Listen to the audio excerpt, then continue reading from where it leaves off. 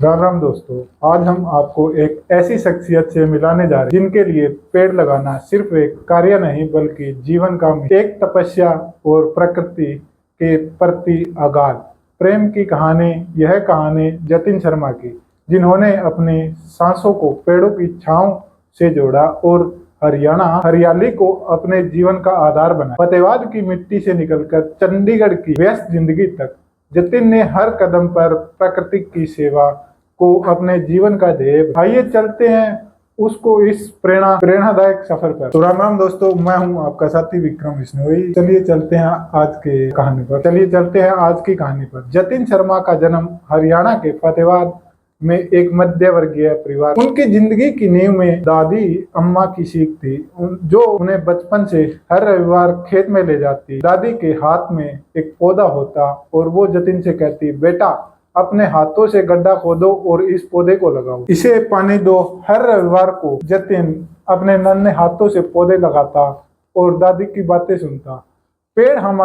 उसकी दादी कहती थी कि पेड़ हमारे शरीर के फेफड़े हैं जैसे होते हैं, जो बिना फेफड़ों के सांस नहीं ले सकते, वैसे ही बिना पेड़ों के जीवन नहीं है। दादी की ये बातें जतिन के दिल में गहरे से उतर गई। पौधे लगाना उनके लिए सिर्फ एक काम नहीं है बल्कि प्रकृति के साथ एक आत्मिक रिश्ता बन गया।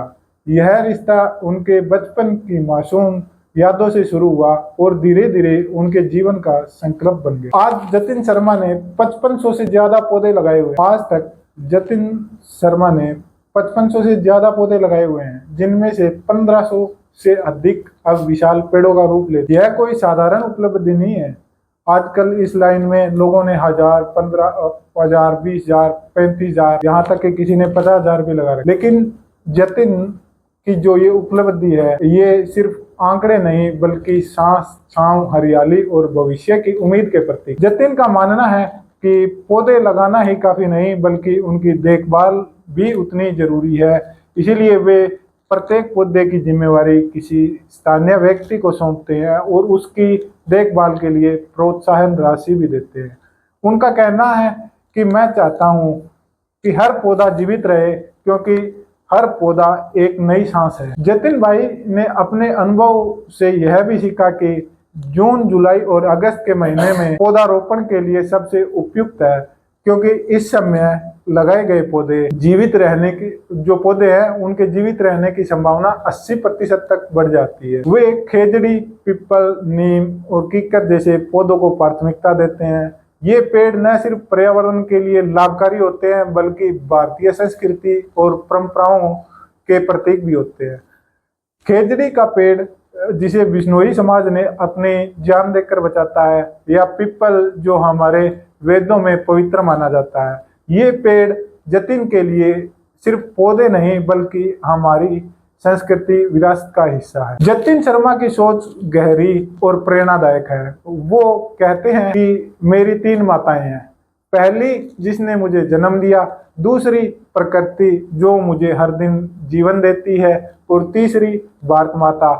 इन तीनों का ऋण मैं कभी नहीं चुका सकता, लेकिन इनकी सेवा तो कर ही सकता हूँ।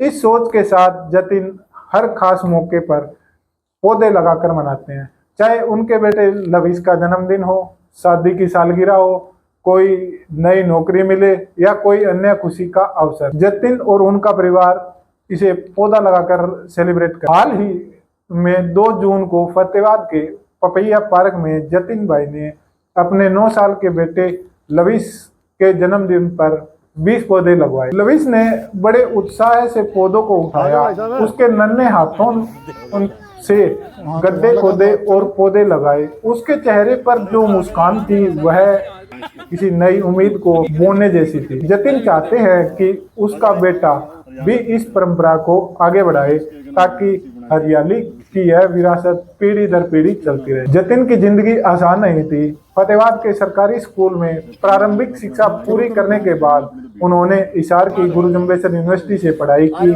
इसके बाद उन्होंने कई छोटी मोटी नौकरियां की और कठिन परिस्थितियों का सामना किया। आज वो चंडीगढ़ की एक निजी कंपनी में रीजनल मैनेजर के पद पर हैं, लेकिन उनकी आत्मा आज भी फतेहाबाद की मिट्टी की से जुड़ी हुई है। व्यस्त नौकरी के बावजूद वो नियमित रूप से अपने गृह नगर लौटते हैं, अपने लगाए पौधों की देखभाल करते हैं और नए पौधे भी लगाए। 1 जून को उन्होंने फतेहाबाद के लघु सचिवालय में पौधारोपण किया। संस्था जिंदगी के साथ मिलकर वो लगातार हरियाली फैलाने का काम कर रहे हैं। जतिन की यह तपस्या हमें सिखाती है कि सच्ची सेवा भाषणों में नहीं, कर्मों में ही होती है। क्या दोस्तों, क्या आप जानते हो कि एक पेड़ एक दिन में औसतन 274 लीटर ऑक्सीजन देता है। यह वही ऑक्सीजन है जिसकी कीमत हमने कोविड-19 महामारी के दौरान समझी थी, जब हर सांस कीमती थी। हमारे वेदों में कहा गया है, वृक्षो रक्षति रक्षित, यानी जो वृक्षों की रक्षा करता है वृक्ष उसकी रक्षा करते हैं। यानी कि वृक्ष जो वृक्षों की रक्षा करता है वृक्ष उसकी रक्षा करते हैं। बिश्नोई समाज के उस महाबलिदान को कौन भूल सकता है, जब लोगों ने खेजड़ी के पौधों को बचाने के लिए, पेड़ों को बचाने के लिए अपनी जान दे दी थी। जब लोगों ने खेजड़ी के पेड़ों को बचाने के लिए अपनी जान दे दी थी।